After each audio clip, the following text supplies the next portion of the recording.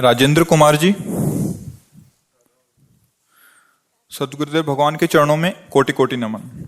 गुरुदेव, ये मन तीनों गुणों में विचरण करता रहता है, क्या उपाय करें कि ये अधिक से अधिक समय सतोगुण में स्थिर रहे?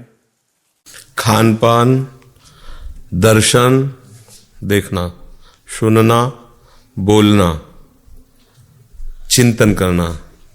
अगर खान पान सात्विक, जो हम पढ़ते हैं वो सात्विक, जो हम देखते हैं वो सात्विक, आसपास का वातावरण सात्विक, हमारा चिंतन सात्विक, तो सतोगुण टिका रहेगा, सदैव बना रहे, ऐसा नहीं। इनका परिवर्तन अपने आप होता रहता है। जरा सा भी खान पान में थोड़ा सा भी रजोगुण आया, स्वाद दृष्टि आई, तो रजोगुण बढ़ जाएगा। और अधिक पा लिया तो भले वो खीर ही क्यों ना हो, सात्विक है खीर, पर वही तमोगुण पैदा कर देगी। हम इस गुणों के चक्कर में न फंसे, चाहे जो गुण बना रहे, हमें ऐसी स्थिति लानी। वो क्या है? जी नामन मंगल लोक त्यों सुहरि पद भज न विलंब कर। महाप्रभु हरिवंश चंद्र जी कह रहे हैं, यही डर ही डरप हरिवंश हित, जिनो भ्रमय गुण सलिल पर, जी नामन मंगल लोक त्यों। अगर नाम चल रहा राधा राधा, तो बना रहे तमोगुण हमारा क्या बिगाड़ लेगा? अंतःकरण में रजोगुण बना रहे, क्या बिगाड़ लेगा? पर जबान पे राधा नाम चाहिए। जबान से राधा नाम हटा तो तुम्हारा विचार थोड़ी देर सतोगुण हो सकता है। वो फेंकता रहता है, मन सामग्री फेंकता रहता है, उसमें अनेकों जन्म की सामग्रियां भरी हुई हैं। अभी आप सतोगुण पाए हो, भोजन सतोगुण वृत्ति है, और उसने जरा सी वृत्ति फेर दी कि 5 साल पहले अमुक व्यक्ति ने तुम्हारे साथ अमुक किया था, वो वृत्ति आई एकदम, अब आपके अंदर तत्काल सतोगुण खत्म हो, रजोगुण से तमोगुण में छलांग लगा दी। अब कभी तो उसको भोग इस बात का मिले, अब वो चिंतन, तमोगुणी चिंतन चलने लगा, उस हिंसात्मक प्रवृत्ति, क्रोधात्मक प्रवृत्ति। तो ये ऐसा है कि उसके पास सामग्री है मन में, आप बाहर से उसे देना बंद कीजिए, अंदर उसको खर्चा करने दीजिए, आप उसको स्वीकार मत कीजिए। एक बार तो खर्चा करेगा वो, उसके पास जितने भी बम हैं वो सब फोड़ेगा तुम्हारे ऊपर, क्योंकि जमा कर लिया है ना, काम के, क्रोध के, लोभ के, मोह के। और जब आप शांति से भजन में बैठोगे तो एक एक फेंकता रहेगा, वृत्तियां हैं वो फेंकता रहे। आप बिल्कुल निरपेक्ष रहिए, उसको खाली होने दीजिए। स्वीकार कर लिया तो वही वृत्ति टिक जाएगी। आप खाली हो रहे हैं और आगे कुछ डाल नहीं रहे, तो मन धीरे धीरे खाली हो जाएगा, निर्मल हो जाएगा। मल है वासना, कामना, तृष्णा, हमारे अंदर जो संसार के प्रति सुख बुद्धि, ये सब मल है। ये जहां निर्मल हुआ तो केवल भगवान सामने, केवल प्रियालाल सामने। तो हम राधा राधा अर्थात निरंतर नाम मंत्र वाणी और प्रभु का चिंतन, तो गुणों के प्रभाव से हम ऊपर उठ जाएंगे। नाम गुणातीत है, धाम गुणातीत है, रूप गुणातीत है, लीला गुणातीत है। इसके अलावा जो कुछ संसार में है वो गुण के अंतर्गत है। सतोगुण भी रहेगा तो रजोगुण का निमंत्रण, तमोगुण का निमंत्रण पक्का है, वो आएगा। हमको ऐसी स्थिति लानी कि सतोगुण से भी मतलब न रह जाए, गुणातीत स्थिति। नाम है गुणातीत, नाम निरंतर चल रहा है तो आप गुणातीत हैं, ऐसा आपको अनुभव हो जाएगा। गुणानुगुण वर्तनते, आप अलग हैं, वो अलग है क्षेत्र, ऐसा समझ में आ जाएगा। पर छोटी मोटी अभी भागवतिक वृत्ति से नहीं कि ऐसे थोड़े दिन 10 मिनट, 20 मिनट, आधा घंटा, निरंतर सतत चिंतन। हमारा नाम का हो, रूप का हो, लीला का हो, धाम को, जो सेवाएं करें वो प्रभु को समर्पित भावना से करें, अभी आनंद आने लगेगा। गुणों का प्रभाव खत्म हो जाए, नहीं अपने आप जला करता है आदमी। गुणों का प्रभाव ऐसा जागृत होता है, कभी रजोगुणी आई तो भोग वासना में जलता है, कभी तमोगुण आई तो हिंसा, प्रमाद, ऐसे जलता रहता है। सतोगुण आया तो थोड़ा भजन में मन लगता है, ज्यादा देर टिकेगा नहीं, सतोगुण बराबर नहीं टिक सकता, क्योंकि गुणों का चक्र है प्रवाह। जैसे आप सोचो कि अब ये समय टिका रहे, नहीं टिकेगा, अभी और प्रकाश होगा, फिर प्रकाश ही टिका रहे, ऐसा भी नहीं होगा।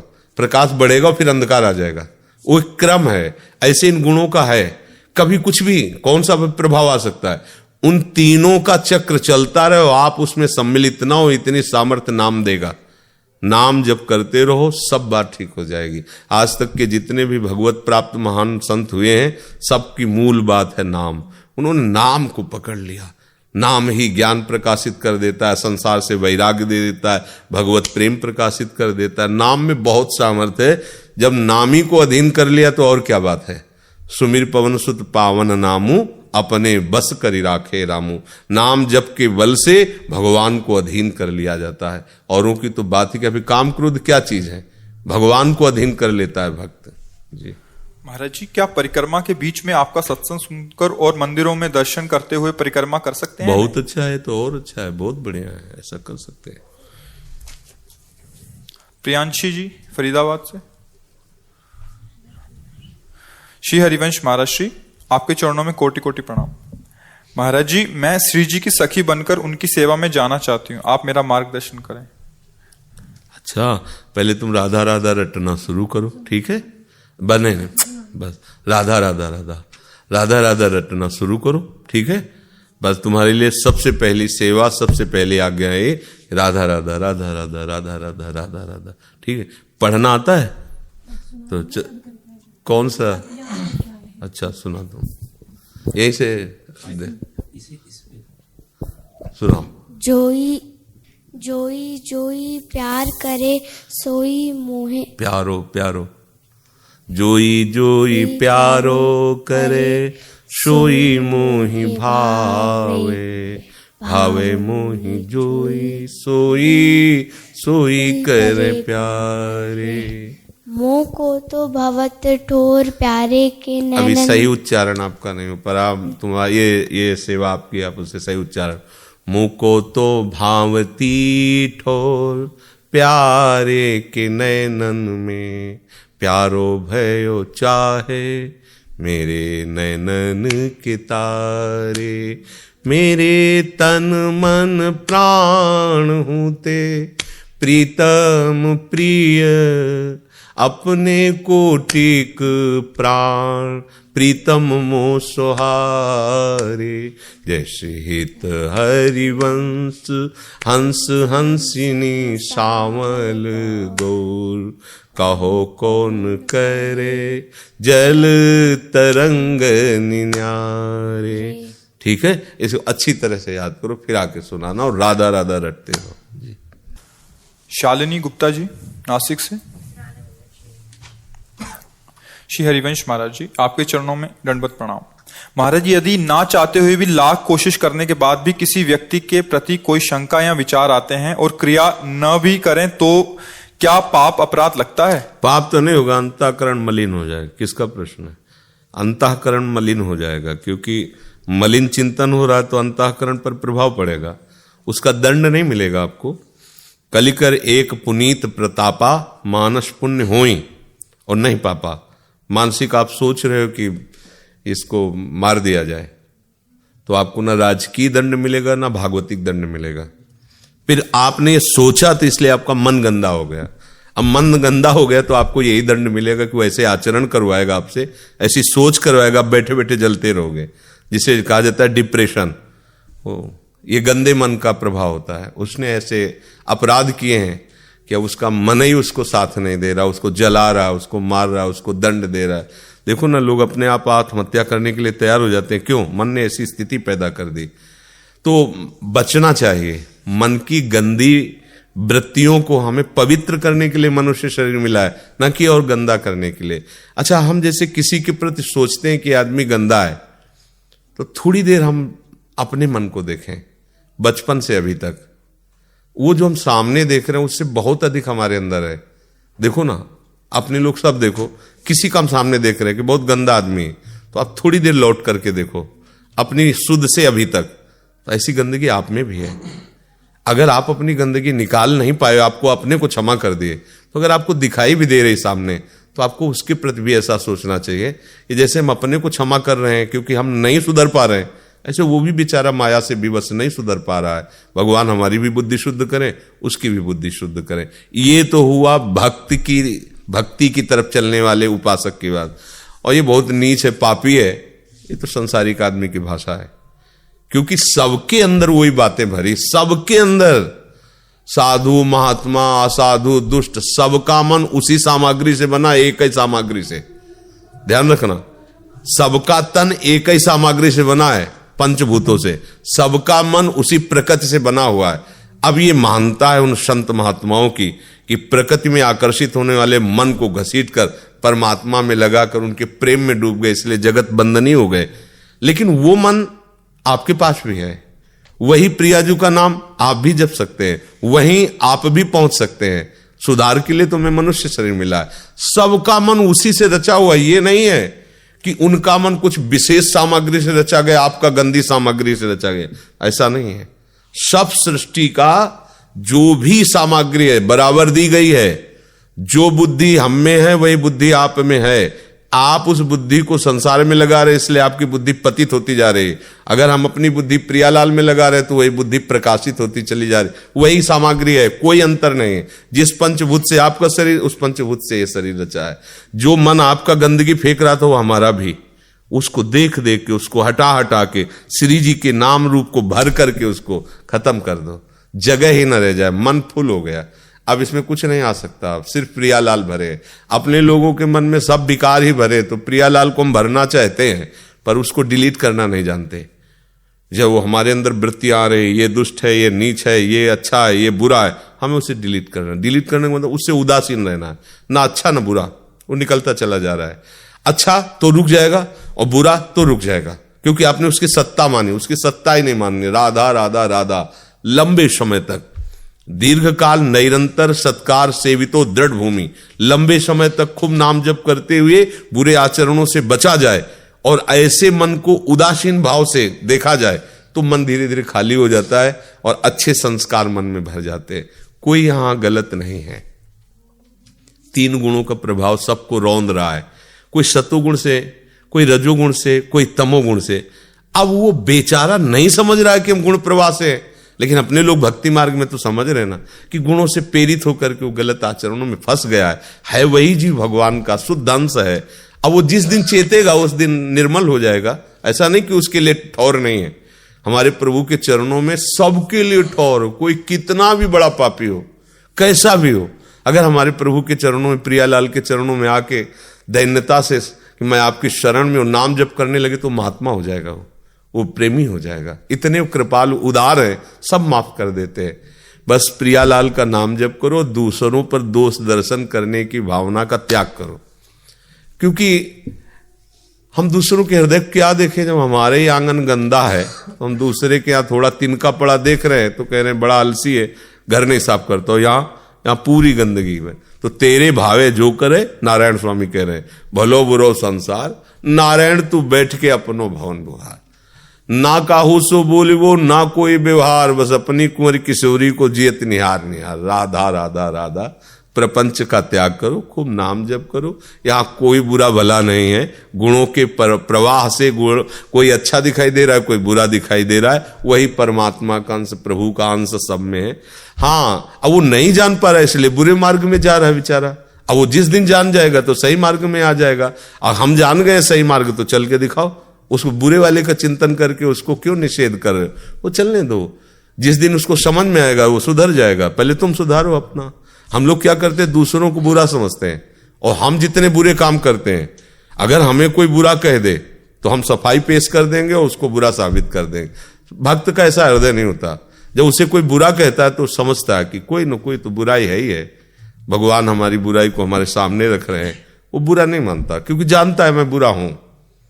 अपने लोग अपने को अच्छा समझते हैं जबकि बुराइयां है, और दूसरे के 100 गुणों में से अगर आधा भी हमको बुराई नजर आए तो हम पूरा कह देंगे कि वो बुरा ही है। ये स्वभाव संसारियों में होता, भक्तों में नहीं होता। इसका सुधार किया जाए। औशीन मेहता जी, श्री हरिवंश महाराज जी, आपके चरणों में कोटि कोटि प्रणाम। महाराज जी, संसारिक जीवन में रहकर व्यवहार रखना पड़ता है। महाराज जी, संसार में आने वाली अच्छी और बुरी परिस्थितियों का सामना करने के लिए हमें क्या करें? विवेक, दूसरी कोई सामर्थ्य नहीं, एकमात्र विवेक है जिससे हम इस संसार में बिना प्रहार सहे निकल सकते हैं। विवेक रूपी कवच नहीं तो कोई भी हो, कितना भी बलवान हो, कितना भी बुद्धिमान हो, ये माया है। अनुकूलता प्रतिकूलता, राग द्वेष, अच्छा बुरा, निंदा स्तुति, मान अपमान, इन द्वंद्वों में उसको पिसना ही पड़ेगा। जो विवेकवान है वो बच जाता है। विवेक वही है जो सत का परिचय करा दे और असत का त्याग करा दे। अगर सत असत का निर्णय करने वाला विवेक है तो हम बच जाएंगे, अन्यथा पे हम पिस जाएंगे। जैसे कोई हमारे सामने आया और अभद्र व्यवहार करता है और गाली देता है, अपमान करता है, और हम देखते हैं कि हमारी कोई गलती नहीं है, अपने आप ही हमारे साथ दुर्व्यवहार कर रहा है, बस तुरंत विवेक काम करेगा। ये दुर्व्यवहार नहीं कर रहा, ये भगवान से प्रेरित होकर आया हमारे कर्म का मार्जन कराने के लिए। हमारा कोई ऐसा कर्म रहा होगा जिससे हमको इसका हिसाब किताब चुकता करना है, वो हमें गाली दे रहा है, हमारे हृदय में जलन हो रही है, ये सहना है हमें, हमारे पाप नष्ट हो रहे हैं, शांत। नहीं, हमारा ही बुरा प्रारब्ध थोड़ी, इसका भी हम 2-4 थप्पड़ इसके लगाएंगे। अब ये नया कर्म बन रहा अविवेक से, अब इसका हिसाब फिर आगे भोगना पड़ेगा। शांत, आपके द्वारा नया कर्म ना हो, पुराने हिसाब को भोग लो और निरंतर नाम जप करो, मंगल हो जाएगा। कोई भी, सब में प्रभु की बिजली है। पहली बात तो इसमें किसी को संशय है क्या? सोचो, जितनी हम में आप में ताकत है, पावर है, बोलने की, देखने की, सुनने की, छूने की, जीने की, चलने की, फिरने की, वो भगवान की है। एक ही भगवान की ताकत से सब संचलित हो रहे हैं। जैसे एक ही ताकत से हाथ, आंख, कान सब चल रहे हैं, ऐसे एक ही ताकत से पूरी सृष्टि चल रही, पूरी सृष्टि। इसीलिए उनका एक नाम ईश्वर भी है, ईश्वर है। अब एक ही बिजली है लेकिन रंग अलग अलग है। जैसे देखो, एक की सफेद लाइट है, एक की पीली लाइट है। एक जगह जाता है ठंडा पैदा करता है, एक जगह गर्मी पैदा करता है, एक जगह जीवन देता है, एक जगह जीवन लेता है। बिजली तो वही ना, ऐसे पूरा खेल हो रहा है। ये क्यों हो रहा है? ये पात्र के अनुसार, बिजली तो ये अपने रस में है, लेकिन वो पात्र के अनुसार उसका प्रभाव अलग अलग दिखाई दे रहा है। ऐसे ही स्वभाव के अनुसार, शरीर की रचना, बुद्धि की रचना के अनुसार उस ईश्वरी शक्ति का अलग अलग प्रभाव दे रहा है। असुर बुद्धि में वही शक्ति जाकर राक्षसी वृत्ति को बल दे रही, पावर है ना, और वो दुनिया को सताने वाले आचरण कर रहा है। वही सामर्थ्य पवित्र बुद्धि में गई तो साधुता से सबका मंगल, सबका कल्याण कर रहा। पावर में अंतर नहीं। जो दुष्ट के अंदर पावर है वही एक महात्मा के अंदर पावर वही चल रहा है। अब जैसे 0 वाट में और 1000 वाट में बिजली तो वही ना, अब वो पात्र के अनुसार छोटा ज्यादा प्रकाश हो रहा है। ऐसे ही भगवान सब में है। हमारे साथ अगर कोई बुरा व्यवहार करता है तो हमें पहले विवेक के द्वारा अपने को बचाना होगा। हम किसी और सहयोग से अपने को नहीं बचा सकते, विवेक के द्वारा। और ये आप सत्य समझ लीजिए कि अगर आपका हिसाब किताब नहीं है तो सांप आपके ऊपर से निकल जाएगा, काटेगा नहीं। कोई जहर भी दे देगा तो आप मरोगे नहीं, आपका हिसाब ही नहीं है। और जो जहर दिया हो तो नया कर्म उसका होगा, लेकिन आप में ऐसा संयोग बनेगा कि आप बच जाओगे। अगर आपका हिसाब है तो आप अपने हाथ से जहर खा लोगे, दूसरे खवाने की जरूरत नहीं, आप अपने हाथ से फांसी लगा लोगे। तो जो शास्त्रों में लिखा है को न काहू के दुख सुख कर दाता, निज कृत कर्म भोग सुन भ्राता, तो ये विवेक से ही तो हम समझ सकते हैं। अविवेक से ऐसा कैसे होगा कि हमें कोई कष्ट दे के तो दिखाए, हम देख लेंगे। ऐसा आप ही अपने आप कष्ट ले लोगे, कोई दूसरा करने के लिए तैयार नहीं है। आप खुद ऐसी बुद्धि आपकी होगी, वैसे ही हो जाएगा। आपको कैसे हो गया, ये कैसे हो, मैंने तो किया नहीं, वो कर्म आकर के वैसे ही आपको भुगवा देगा। इसलिए मुझे लगता है कि विवेक के द्वारा ही हम अपने को बचा, और वो विवेक केवल संत समागम, शास्त्र स्वाध्याय और नाम जप से ही प्रकट होता है। नाम जप हो, संत समागम हो और शास्त्रों का स्वाध्याय हो तो आपके अंदर विवेक आ जाएगा। अन्यथा बाजार में नहीं मिलता है। बुद्धि तो बहुत है सबके, पर विवेक नहीं है। इसलिए देखो लड़ाई झगड़ा और सब ऐसा नाना प्रकार के द्वंद्वों में फंसा। विवेक है जो बचा, होए विवेक तो मोह भ्रम भागा, अज्ञान नष्ट हो गया तो फिर आपको पता चल जाएगा सत्य वस्तु क्या है। जी मनीषा जी। राधा वल्लभ श्री हरिवंश महाराज। महाराज जी आपके चरणों में कोटि कोटि वंदन। महाराज जी, प्यारी जू के चरणों में अगाध प्रेम कैसे हो? चिंतन से। जैसे हम शरीर को अपना माना तो स्वाभाविक चिंतन शरीर सुख के लिए होने लगा। अब स्वप्न में भी दूसरा शरीर हमारे दिमाग में नहीं आएगा कि मैं हूं, स्वप्न में भी आएगा तो यही शरीर आएगा। जैसे हम सन्यास में थे तो लाल कपड़े वाला शरीर आता था स्वप्न में, अब वैष्णव भगवत प्रेम मार्ग में है तो अब ये स्वरूप आता है। हम जो स्वीकार करते हैं वही हमारा चिंतन होता है। हम ये स्वीकार कर लें कि प्रियालाल हमारे हैं। आज के सत्संग में था कि ये स्वीकृति तभी सच्ची मानी जाएगी जब और कोई हमारा नहीं है। न मैं किसी का हूं न कोई मेरा है, प्रियालाल मेरे, मैं प्रियालाल का हूं। अब चिंतन होगा प्रियालाल का, क्योंकि जो अपना होता है उसी का तो चिंतन होता है। हमारा कहीं भी चिंतन जाता है तो आप देख लीजिए हमारा संबंध होता है उस वस्तु से, उस व्यक्ति से, वो चाहे जहां चला जाए। दो प्रकार का संबंध होता है। एक होता है रागात्मक संबंध, अनुकूल, अपनापन। और एक होता है द्वेषात्मक संबंध, पराया, कष्ट देने वाला, जो हमारे अनुकूल नहीं, प्रतिकूल है। दो जगह हमारे, दो तार से बिजली जाती है ना, जैसे गर्म तार ठंडा तार, तो अनुकूलता प्रतिकूलता, इन दो तारों में मन विचरण करता रहता है। अगर कनेक्शन काट दे इनका दोनों का, न राग न द्वेष, तो फिर प्रियालाल का चिंतन हो, जिसका चिंतन होता है उसी से हमारा प्रेम होता है। प्रियालाल का चिंतन होने लगे तो अभी प्रियालाल में अगाध प्रेम हो जाए, तो हमको ये कनेक्शन काटना पड़ेगा। जहां जहां कनेक्शन है, जननी जनक बंधु सुत दारा, तन धन धाम सुहृद परिवारा, सबकी ममता ताग बटोरी, मम पद मनहि बांधि बर डोरी। अब हो गया कनेक्शन प्रभु से। अब वो महान लक्षण, समदर्शी इच्छा कछु नाही, हरस शोक भय नहीं मन माही, अस सज्जन मम उर बस कैसे, लोभी हृदय बसई धन, जैसे भगवान कह रहे हैं। तो हमें प्रभु से संबंध अपना जो है उसे स्वीकार करना है, और बड़ी जोर से स्वीकार करना है। वो जोर से स्वीकार करने का मतलब है कि अन्य फिर कोई संबंध न रह जाए। तो देखो सतत चिंतन होगा, जो हमारा संबंधी होता है उसका हमें ध्यान नहीं धरना पड़ता, अपने आप चिंतन होता है।